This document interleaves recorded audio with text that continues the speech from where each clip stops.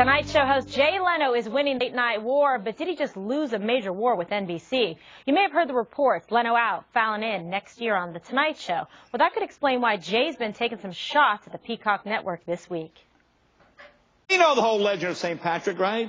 St. Patrick drove all the snakes out of Ireland, and then they came into the United States and became NBC executives. It's a fascinating story. Scientists say they're getting closer and closer to being able to do Jurassic Park-style cloning of extinct species. Things that were once thought to be extinct could now be brought back from the dead. So there's hope for NBC. It could turn around. It could turn around.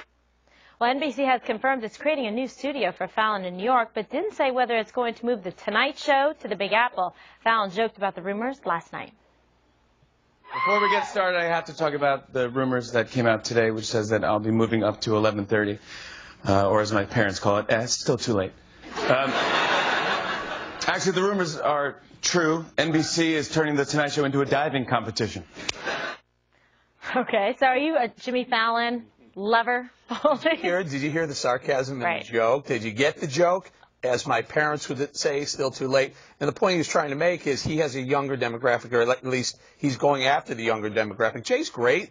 People love Jay Leno, but Jimmy Kimmel's also, Jimmy Fallon's also fantastic, as well as Jimmy Kimmel. You hear that Freudian slip? But you know what the interesting thing is here? The three guys that are going to be on late night now, the three shows are going to compete. They're almost identically rated right now. They all have about 700,000 in the key demo, the advertising demo, and about 3 million each in total viewers each night. So what's the motivating factor here, guys? I don't know. Is there something else at play here? Because his ratings are good. He's been consistently performing for the network. Some might think perhaps maybe he's a little bit too vanilla, maybe a little bit too conservative. So they're bringing in Fallon, who's more beloved by the Hollywood liberals, Dana.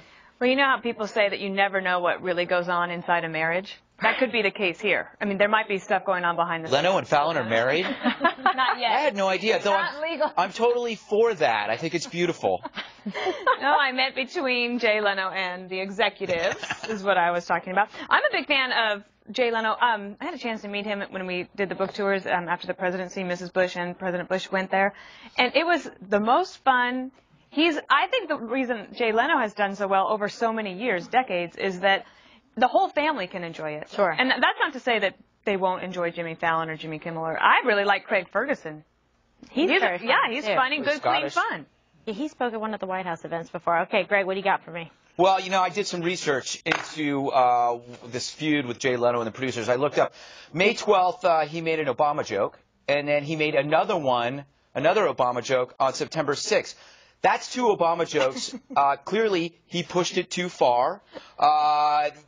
The networks are going to send him to some kind of re-education camp for required therapy. But you know what's funny? Talking about a TV schedule, like appointment schedule, it's like talking about a dead relative.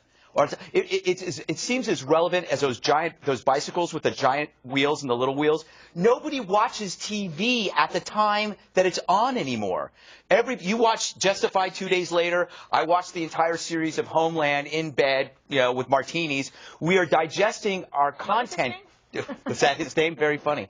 But we digest content differently, and I think what I'm saying is we're no longer passively watching late night television. People who watch Red Eye, they sit there and they tweet throughout the whole thing. That's the future. The future is going to be this melding of the web and television, and pretty soon, basically, our eye is going to be the universal remote, Okay. The Google Glass. Well, I haven't seen The Late Show since Johnny Carson, so Perfect. I'm a little out of this, but when I do listen to the few things I hear about Leno, he seems to be, I think his jokes are very funny. Is it true that these guys all have jokesters that meet with him every day that come up with stuff? 20 and 30 writers. Writers, yeah.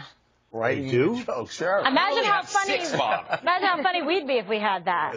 Greg has very well. But I don't, if there's no big difference in ratings, why? I know he got mad before. He was taken off, right, for Conan O'Brien, and then he was moved to 10 o'clock, and then So there was obviously a rub there. But is anybody have any idea what the rub is here with NBC now? They're looking 5 and 10 years down the road, I guess. I mean, right? Because what, Leno's 15 years? How long has he been? Yeah. 15. Yeah, but why pull him out now? I mean, the guy does a great job. I think he's funny, and I get his jokes. Here's why. TV's tough. Entertainment is a cutthroat business, and they're looking down the road. Want to know something else? Listen to this little clip here of Leno. He has a little bit something to say about President Obama. President Obama is now in Israel. It is his first trip to Israel as president. He did not bring along Joe Biden. I guess he figured the Jews have suffered enough. You know why? Put them through that. The president's trip to Israel is being called a high-profile trip. Not as high-profile as playing golf with Tiger Woods, but still high-profile. You know, it's not that big.